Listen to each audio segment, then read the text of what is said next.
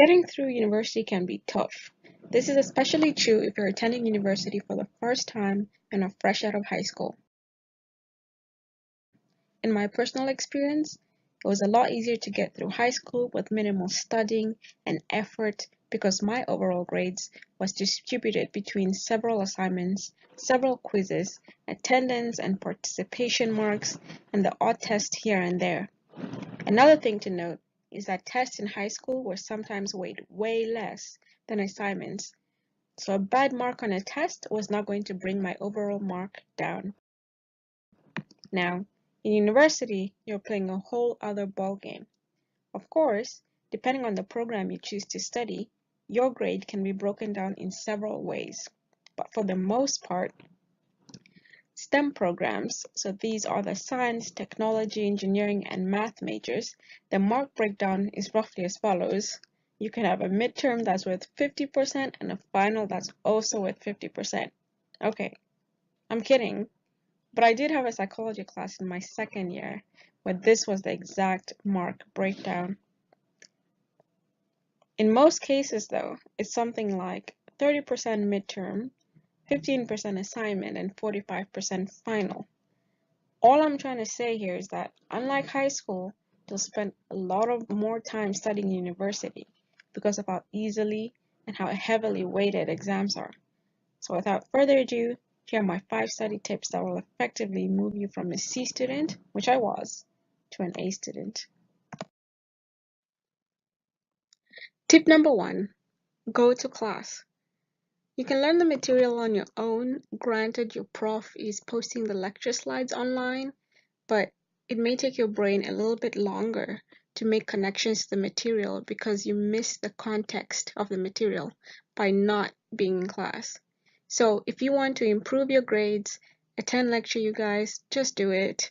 And make sure you pay attention. Don't be on your phone unless you're using it to clarify something or, search something up. Also, most profs will drop hints on which topics to focus on come exam time, so make sure you go to class. Tip number 2, take your own notes. Now, this might be an obvious one, but handwriting your notes has been proven to help consolidate information a lot better. So what most successful students do is they print or save their lecture notes and then add information to their notes as material is presented in class. This will obviously help you later as you revise your notes. If there was a slide that was a bit confusing, no problem. You've already written a little note explaining it to yourself. Obviously, if you didn't go to class, this tip would be useless. I personally like to print my slides and handwrite any missing information. Don't ask me why, I just think the material is more tangible to me if I have a physical copy in my hands. So make sure you take your own notes. Tip 3. Revise the material before and after class. Now, this one is an oldie, but a goodie. Yes, it's time consuming and may become boring over time, but this again can really help you consolidate the material to memory. Now, don't get it twisted, okay?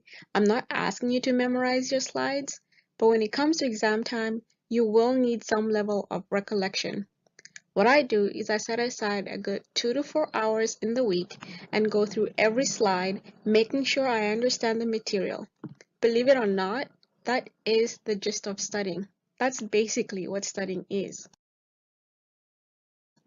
If the material is dull, try to make it interesting by associating it with something meaningful to you. For example, I had a class called Sectoral Applications, where I was basically learning about industries related to construction and health and safety hazards of those industries. So let's just say I'm the power cable guy, okay? I'm fixing an electrical wire using a ladder. One of the topics of my exam was calculating the angle of the ladder to the ground and the angle of the ladder to the wall, etc., etc. How did I know this was going to be on my exam? Because I went to class, okay? So obviously this material was a bit dull to me, but I quickly realized how applicable it was in the real world. Each time I walked around my city, especially in the summer, which in Toronto is construction season, All I saw were a bunch of ladders, and I couldn't help but notice the angles, so it made the material a lot easier to study. Anyways, I digress. So after you understand the material, revising it for an hour or so before class will keep it fresh in your memory and help it form in your long-term memory. Tip number 4, explain the concept to somebody else.